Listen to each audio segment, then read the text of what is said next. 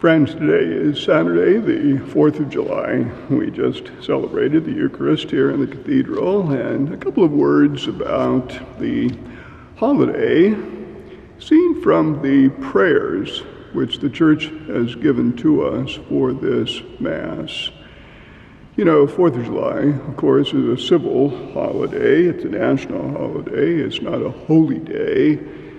But the Church has given us a Mass with prayers and a preface dealing with what it is we are celebrating, the birthday of this country, but a very special country. Despite all of its difficulties and troubles, it still is a very special country. A country that for 244 years has declared these truths to be self-evident, that all men are created equal, that they are endowed by their Creator with certain unalienable rights, that among these are life, liberty, and the pursuit of happiness.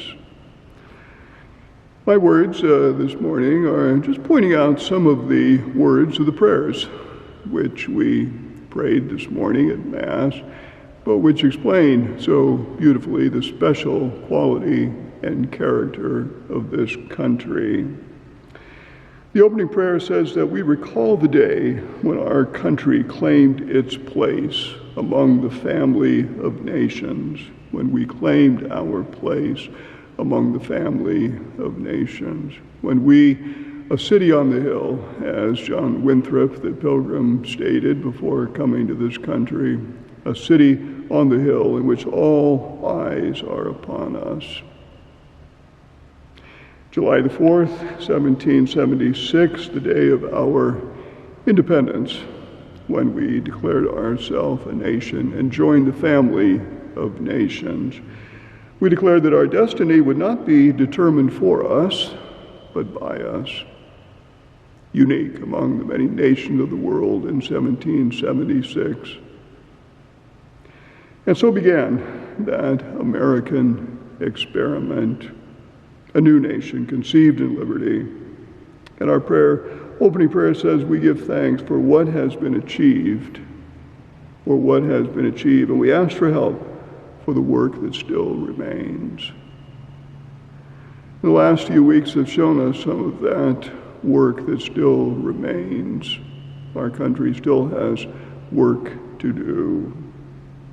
As you have called us from many peoples to one nation, the opening prayer says, from many peoples to be one nation, grant that under your providence our country may share your blessings with all the peoples on earth.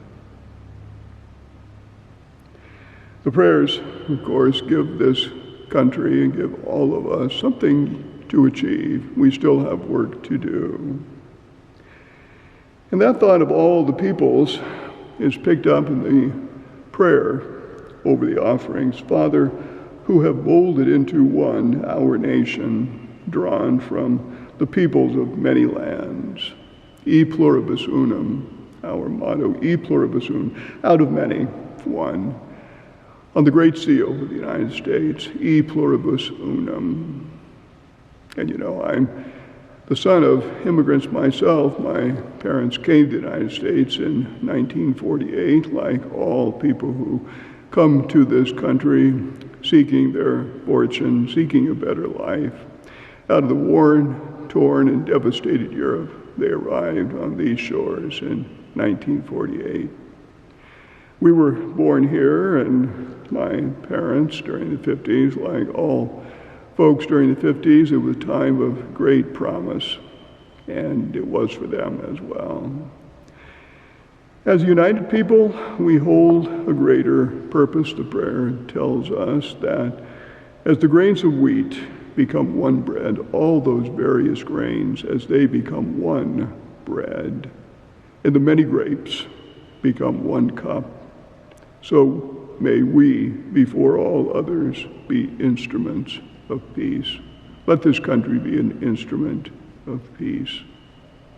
And finally, the prayer after communion, recognize the love that we share in celebrating the Eucharist, with the hope that such love will spread throughout the land.